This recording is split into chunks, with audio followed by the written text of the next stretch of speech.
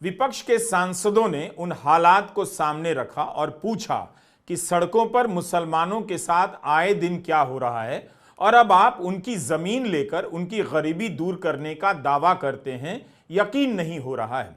सरकार का पक्ष तो अखबारों में और गोदी चैनलों के द्वारा हर जगह रिपोर्ट किया जाता है। हम इस वीडियो में राज्यसभा में विपक्ष के कुछ सांसदों के भाषणों का छोटा छोटा हिस्सा आपको सुना। वक्फ बोर्ड के सराह से भारतीय जनता पार्टी की गले की हड्डी बन चुका है। एक ऐसी हड्डी जिसको ना तो थूका जा सकता और ना ही निगला जा सकता है, क्योंकि पहले ये लोकसभा के अंदर दोस्तों पास हो चुका है और राज्यसभा के अंदर तो बुरी तरह से फंसा हुआ है। राज्यसभा के अंदर किस तरह से तीखी बहस छिड़ी हुई है और किस तरह से लोग एक्शन लेते हुए नजर आ रहे हैं। हमारे साथ वरिष्ठ पत्रकार मौजूद हैं रवीश कुमार। आप उनकी इस रिपोर्ट को देखिएगा और सुनिएगा और समझिएगा क्या यहाँ पर मोदी जी ने या भारतीय जनता पार्टी ने इस तरह का बिल लाकर या पास कराने की कोशिश जो की है, बड़ी गलती कर दी। आप इस रिपोर्ट को देखिए। न तेरा है न मेरा है, ये हिंदुस्तान सबका है। नहीं समझी गई ये बात तो नुकसान सबका है। जो आकर मिल गई इसमें वो दिखलाई नहीं देती, जो नदियां मिल गई इसमें वो दिखलाई नहीं देती। महासागर बनाने में मगर एहसान सबका है, महासागर बनाने में मगर एहसान सबका है। हिंदू या मुसलमान के लिए के एहसासात को मत छेड़िए, अपनी कुर्सी के लिए इस जज्बात को मत छेड़िए। हम में कोई हुण, कोई शक, कोई मंगोल, पता करना बड़ा मुश्किल है कौन कहां से। हम में से कोई हुण, कोई शक, कोई मंगोल दफन है जो बात, अब उस बात को मत छेड़िए। गलतियां बाबर की थी, जुम्मन का घर फिर क्यों जले। ऐसे नाजुक वक्त में हालात को मत छेड़िए। है कहां हिटलर, हलाकू जार या चंगेज खां, मिट गए सब, कौम की औकात को मत छेड़िए। छेड़िए एक जंग, छेड़िए एक जंग, मिलजुल कर गरीबी के खिलाफ। दोस्त मेरे मजहबी नगबात को मत छेड़िए। नमस्कार, मैं क्या बात कही है इन्होंने। राज्यसभा सांसद मनोज झा ने वक्फ बिल पर अपनी बात खत्म की मशहूर कवि अदम गोंडवी की कविता से। प्रेमचंद की कहानी ईदगाह का जिक्र किया और कहा कि आज देश के हालात क्या हैं। मुसलमानों के खिलाफ जो नफरत फैलाई जा रही है उससे अलग कर वक्फ बिल के प्रस्ताव को नहीं देखा जा सकता है। बीजेडी के सांसद मुजीबुल्लाह खान ने ओडिशा की रथ यात्रा का जिक्र किया, सामाजिक सौहार्द की मिसालें दी और कहा कि नमाज पढ़ने पर हमला होता है, अपमान किया जाता है और अब प्रमाण मांगा जाएगा कि 5 साल से इस्लाम का पालन किया जा रहा है या नहीं, या ठीक नहीं। मनोज झा ने भी यह बात दोहराई। विपक्ष के सांसदों ने उन हालात को सामने रखा और पूछा कि सड़कों पर मुसलमानों के साथ आए दिन क्या हो रहा है और अब आप उनकी जमीन लेकर उनकी गरीबी दूर करने का दावा करते हैं, यकीन नहीं हो रहा है। सरकार का पक्ष तो अखबारों में और गोदी चैनलों के द्वारा हर जगह रिपोर्ट किया जाता है। हम इस वीडियो में राज्यसभा में विपक्ष के कुछ सांसदों के भाषणों का छोटा छोटा हिस्सा आपको सुनाना चाहते हैं। मैं जानता हूं आज दोनों ही पक्ष आए हैं तैयारियों के साथ। हम गर्दनों के साथ हैं, वो आरियों के साथ। मैं आपके माध्यम से माननीय वाइस चेयरमैन साहब, कोई बात तलखी में नहीं बोलूंगा। किसी को आरी लेकर सदन में प्रवेश करने की अनुमति नहीं है। बिल्कुल सर, आप जिंदाबाद रहें। सर एक चीज, देश का माहौल और ये मैं गंभीरता, गर्दन लेकर आ सकते हैं जी, आरी लेकर नहीं आ सकते। सर देश का माहौल कैसा है इस पे एक नजर डाला जाए। गाहे बगाहे इकोनॉमिक बाइकॉट की बात होती है, गाहे बगाहे किसी पुरानी मस्जिद के नीचे कुछ चीजें ढूंढी जाती हैं, गाहे बगाहे प्लेसेस ऑफ वर्शिप एक्ट पे सवाल उठता है। सर इस तरह के माहौल में आपके बिल का कंटेंट और आपके बिल का इंटेंट दोनों सवालिया निशान खड़े करता है। ये महत्वपूर्ण है। चिंता इस बात की नहीं है, अभी चुन के आए हैं, हम भी चुन के आए हैं, लेकिन चुन के आने के बाद बहुमत विजडम की गारंटी नहीं होता है। आप लोग अक्सर ये सोचते हैं कि बहुत बड़ी बहुमत है तो सारा विजडम आप ही के पास है। सर माननीय सभापति महोदय, खान पान, वस्त्र, आभूषण, भाषा, इबादत, इतनी तकरार, उसमें क्या होता है ना, एक समुदाय को लग रहा है। सर, मैं आपके माध्यम से एक चीज कहना चाहता था। मेरी भतीजी ने मुझसे, मुंबई अभी गया था, पूछा काका मार्जिन क्या होता है, तो मैंने उसको बताया कि बचपने से हम लोगों को कॉपी में मार्जिन छोड़ने के लिए बताया जाता है, हाशिया। सर, हमें आदत बन गई है हाशिए पे लोगों को छोड़ने की। हम लगातार समुदायों को हाशिए पे छोड़ रहे हैं। माननीय उपसभापति महोदय, मैं ये कहूंगा, प्रेमचंद ने एक कहानी लिखी थी ईदगाह, हमारे सारे साथियों ने पढ़ी होगी। ईदगाह में हामिद ने अपनी दादी अमीना के लिए चिमटा खरीदा। क्या हम में से कोई बता सकता है कि दुकानदार हरिंदर था या सोहाबुद्दीन था? कोई नहीं बता सकता। लेकिन आज क्या चल रहा है, हामिद खरीदेगा तो वही खरीदेगा, हरिंदर खरीदेगा तो वो हरखू के पास जाएगा। सर, ये चीजें, मतलब मैं तो ये कहूंगा कि कुछ चीजें एक दूसरे से ऐसे वाबस्ता होती हैं कि उन्हें अलग अलग देखने को जी नहीं चाहता, उन्हें अलग अलग। Please request you don't disturb him. मैं सिर्फ ये कहना चाहता हूं, कुछ चीजें एक दूसरे से ऐसे वाबस्ता होती हैं कि उन्हें अलग अलग देखने को जी नहीं चाहता। सर, इस देश के हिंदुओं को मुसलमानों की आदत है, मुसलमानों को हिंदुओं की आदत है, और ईसाइयों को, सिखों को हिंदुओं और मुसलमानों की आदत है। ये आदतें मत बदलवाइए, ये आदतें मत बदलवाइए। सर, एक लखनऊ के मशहूर शायर थे, आजादी के बाद पाकिस्तान चले गए, फिर नेहरू से दोस्ती थी, वापस आए तो लोगों ने पूछा क्यों आ गए? बोला यार बहुत मुसलमान थे यहाँ, लखनऊ का हूं, मिला जुला देखने की आदत थी। ये मैं बता रहा हूं, मैं बता रहा हूं सर कि ये चीजें महत्वपूर्ण है। आज सुबह से कई बार लाइटर वैन में कहा गया सौगात और तोहफा। माननीय उपसभापति महोदय, लोकतंत्र में सौगात और तोहफा नहीं हुआ करता। हम राजतंत्र में नहीं हैं, लोकतंत्र में एक एक पाई स्टेट एक्सचेकर की है, और एक एक पाई पे एक एक नागरिक का हक है, और उस नागरिक का भी है जो हाशिए पे है, और उस नागरिक का भी है जिसने जानवरों को बंद करके एक प्राइवेट जू खोल लिया है। ये हमें समझना होगा। माननीय उपसभापति महोदय, कल मैं माननीय गृह मंत्री जी को सुन रहा था। माननीय गृह मंत्री जी बहुत अच्छी तरह से जो वक्फ है उसका ओरिजिन बता रहे थे। मैं तैयारी का सोर्स हम लोगों का शायद कुछ तो समान है हमारे में। तो वक्फ जो है अरबिक का शब्द है, वक्फा से निकला, मान लिया, और इसका मतलब है कि रिलीजियस, जो पवित्र कोई काम हो, दान हो, धार्मिक काम हो, उसमें इसका इस्तेमाल हो। और अलग अलग लोग इसका प्रोनाउंसिएशन अलग करते हैं, कोई वक्फ बोलता है, कोई वकफ बोलता है।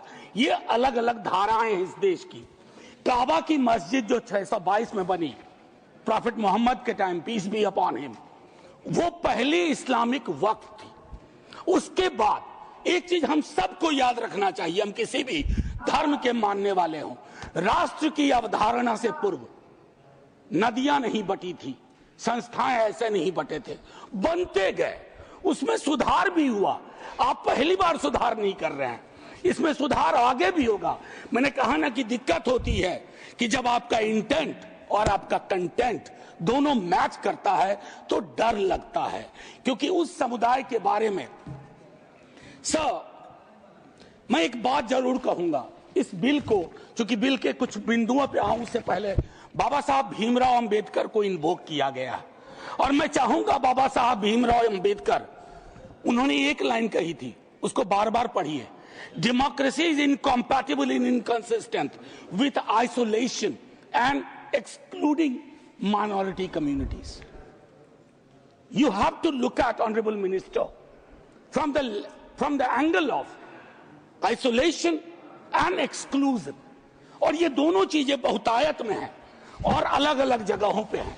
सर, जमीन के साथ किसी व्यक्ति और किसी कौम का क्या रिश्ता होता है, इसको भी समझने की जरूरत है। सच कहूं तो कई बार एहसास यह भी होता है कि with this bill is it a legal cover for bulldozer? That scares me. क्या बात कही है इन्होंने। कंट्री कमाल की बात है, मुसलमान शहरों में रहे घेट्टो, गांव में गया घुसपैठिया, और उनकी संस्थाएं, उनके बारे में जिक्र हो, कहा कि उसमें तो ओपेक नहीं है, सस्पेक्ट है। कॉन्स्पिरेसी के टोन में बात होती है, कॉन्स्पिरेसी के टोन में। सर ये उचित नहीं है। आज ही आप ही के सदस्य कहते हैं राधा मोहन जी कि 20 करोड़ मुसलमान। सर अगर एक घर में एक सदस्य मुसलमान है, क्या आप उसको एलिनेट होने दीजिएगा या उसको जोड़ के रखिएगा? उसकी शिकायतों को और उनसे जो शिकायतें हैं वो कैसे दूर होंगी? बैठ करके दूर होंगी।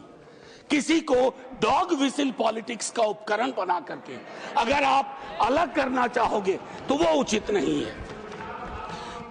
मैं माननीय उपसभापति महोदय, आपने कहा, मेरे कई सदस्यों ने कहा नॉन मुस्लिम्स को, मैं तो बड़ा तारीफ करूंगा, खड़ा हो जाऊंगा पक्ष में। अगर इतना सेक्युलर मिजाज इस देश का कर दीजिए कि हर धर्म के संस्थाओं में दूसरे धर्म के लोग हो, इस्लामिक कम्युनिटी में डालिए तो हिंदू में डालिए, सिखों में डालिए, क्रिश्चियंस में डालिए, तब न बात होगी। या सिर्फ तय कर लिया कि सारे प्रयोग या सारा संयोग मुसलमानों को लेकर के होगा?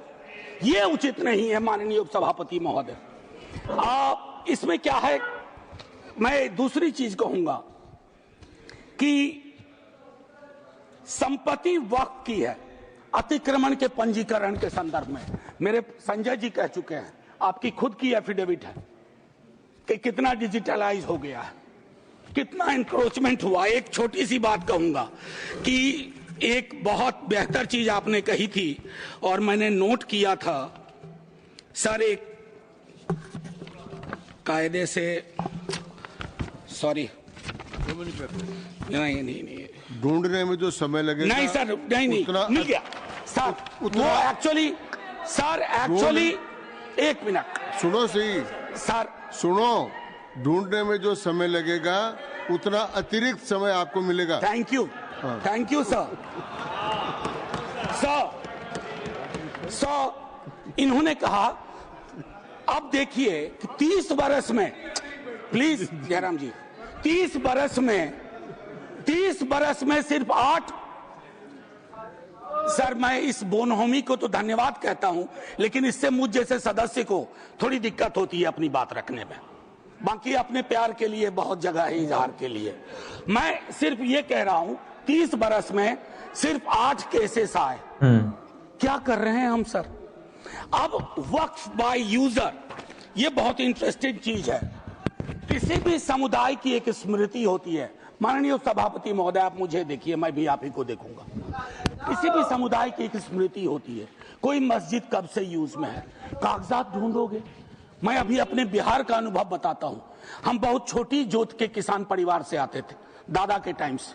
सर अभी वहां सर्वे हो रहा है, कागज हमें अपने घर में नहीं मिल रहा है सर। ये और सर्वे ही बंद कर दिया बिहार की सरकार ने। तो मैं ये कह रहा हूं कि पूरे समुदाय को कटघरे में खड़ा करने के लिए आप यूं ही एक आम अदना मुसलमान शहरी, अदरवाइज वो परेशान है। पुरानी संपत्ति है, लैक ऑफ टेक्निकल एक्सपर्टीज नहीं है, कहां से लाए? सब विवाद में आ जाएंगे, लिटिगेशन का एक पहाड़ खड़ा हो जाएगा हमारे समक्ष। और हां, आप डीएम को बहुत काम पकड़ाते हो। बेचारा डीएम लोकल लेवल पे हम कहते हैं ट्रैक्टर बन के रह गया है। जितनी आपकी योजनाएं हैं, जयंत भाई की विभाग की योजनाएं हो, किसी की डीएम नोडल ऑफिसर, और हम ये मान के भी चलते हैं कि डीएम है तो ज्ञान का सारा भंडार उसके पास है। डीएम को एक एक महकमे की मीटिंग का टाइम नहीं मिलता है। शिवसेना उद्धव ठाकरे के सांसद संजय राउत ने कहा कि वक्फ बिल के जरिए मुसलमानों की धार्मिक मकसद से दी गई जमीन पर सरकार या किसी की नजर तो है। गृह मंत्री बोल रहे हैं कि हम 2025 के पहले वाली जो मस्जिद, मदरसे, दरगाह को हाथ नहीं लगाएंगे। लेकिन जो रिक्त जमीनें हैं उसे बेचकर गरीब महिलाओं का, मुसलमान महिलाओं का कल्याण करेंगे, उनमें पैसा बांटेंगे। रिक्त जमीनें तो आखिर आप बेचने खरीदी के बात पर आ गए, जिसका डर था कि जमीन बेचेंगे, जमीन खरीदेंगे, या ये जो आपका मूल उद्देश्य है बिजनेस, व्यापार, उसके ऊपर आए। आप चुप नहीं बैठेंगे, आप जमीन बेचकर ही रहेंगे। धारावी का जो हो गया है अयोध्या में 13,000 एकड़ जमीन का घोटाला हुआ है। मैं राम मंदिर का नाम नहीं लूंगा। अयोध्या में 13,000 एकड़ जमीन का घोटाला हो गया है। तो आप लोगों ने इस वीडियो को शुरू से आखिर तक देखा। वीडियो के अंदर साफ तौर पर बात की गई है कि किस तरह से यहाँ पर राज्यसभा के अंदर जो है बड़ी बहस यहाँ पर छिड़ी हुई है और लोग अपने अपने तरीके से यहाँ पर बात कहते हुए नजर आ रहे हैं कि किस तरह से देश के अंदर जो गंगा जमुना तहजीब की मिसालें हैं उसको खत्म करने की कोशिश की जा रही है, उसको खत्म करने का प्रयास किया जा रहा है। हिंदू मुसलमान को बांटने की कोशिश की जा रही है, हर तरीके की हर संभव कोशिश की जा रही है। दोस्तों अभी हाल ही में तस्वीरें किस तरह की देखने को मिली, सौगाते मोदी, लेकिन दूसरी तरफ किस तरह का ऐलान किया गया कि मुसलमान 15 मिनट के लिए भी नमाज अपनी सड़क पर नहीं पढ़ सकते। ज्यादा 10 मिनट या 15 मिनट या 20 मिनट लगते होंगे मुसलमानों को नमाज पढ़ने के लिए। एक तरफ आप ये ऐलान जारी करते हैं, दूसरी तरफ आप झारखंड के अंदर जाते हैं, झारखंड के जाकर ऐलान करते हैं झारखंड में कि ये ज्यादा बच्चे पैदा करने वालों को तुम्हारी गाय, तुम्हारे भैंसे, तुम्हारी बेटी, तुम्हारी माटी, तुम्हारी चीजें, जमीनें, ये उनको दे देंगे। इस तरह से इनडायरेक्टली तुम मुसलमानों को टारगेट करते हो, फिर मुसलमानों के लिए बिल लेकर आते हो, वो भी एक ऐसा बिल जो मुसलमानों की समझ में नहीं आ रहा। दोस्तों अब आप लोग जरा सोचकर बताइए कि जिस तरह से राज्यसभा के अंदर यहाँ पर लोग आवाज उठा रहे हैं, क्या इस तरह से नीतीश कुमार और चंद्रबाबू नायडू को नहीं उठाना चाहिए थी? नीतीश कुमार, चंद्रबाबू नायडू की ऐसी कौन सी वो दुख तीरा गए जिसको मोदी जी ने, गृह मंत्री अमित शाह ने या भारतीय जनता पार्टी ने या एनडीए ने पूरी तरह से उसको पकड़ लिया, जिसकी वजह से वो झटपटा भी नहीं पा रहे हैं? ये सवाल अपने आप में बहुत बड़े हैं। इसलिए आप लोगों ने इस पूरी रिपोर्ट को देखा सुना। अब आप लोग इस रिपोर्ट के बारे में क्या सोचते हैं, क्या समझते हैं, अपनी राय कमेंट सेक्शन में जरूर दीजिएगा और सच्ची पक्की खबरें देखने के लिए आप चैनल को सब्सक्राइब कीजिए। मिलते हैं अगली वीडियो में, जब तक के लिए जय हिंद, जय भारत।